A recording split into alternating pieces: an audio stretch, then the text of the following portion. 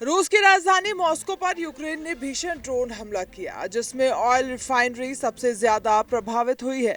Moscow oil processing unit में विस्फोट के बाद भीषण आग लग गई और आसमान तक काला धुआं फैल गया।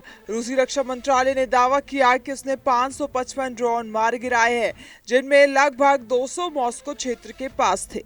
हालांकि कई ड्रोन लक्ष्य तक पहुंचने में सफल रहे। हमले के बाद शेरेमेत्यो, डोमोदेदोवो, वुनोकोवो समेत 4 एयरपोर्ट्स पर उड़ानें रोक दी गई, जिससे सैकड़ों फ्लाइट्स प्रभावित हुई और यात्रियों में अफरा तफरी मच गई। रिफाइनरी में भीषण आग लगी, एयरपोर्ट्स पर उड़ानें ठप।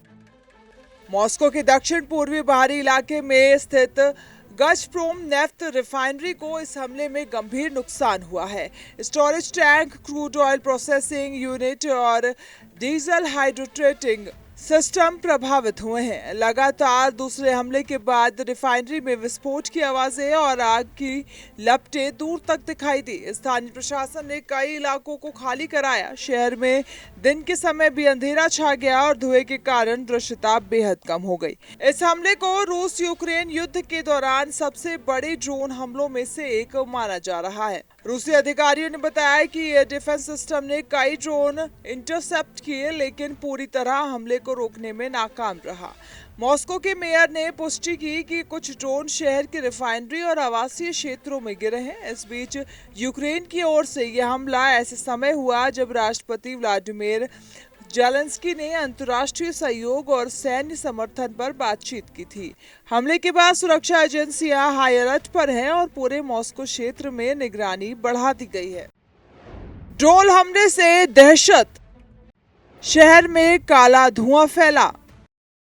इस घटनाक्रम के बीच रूस के राष्ट्रपति व्लादिमीर पुतिन उस समय कजान में एक अंतर्राष्ट्रीय बैठक में मौजूद थे, जहां रूस एशियाई देशों के साथ रणनीतिक साझेदारी बढ़ाने पर चर्चा कर रहा था। वहीं फ्रांस के राष्ट्रपति इमैनुअल मैक्रों ने कहा कि यूक्रेन को समर्थन जारी रहेगा ताकि वह अपनी रक्षा क्षमता मजबूत कर सके।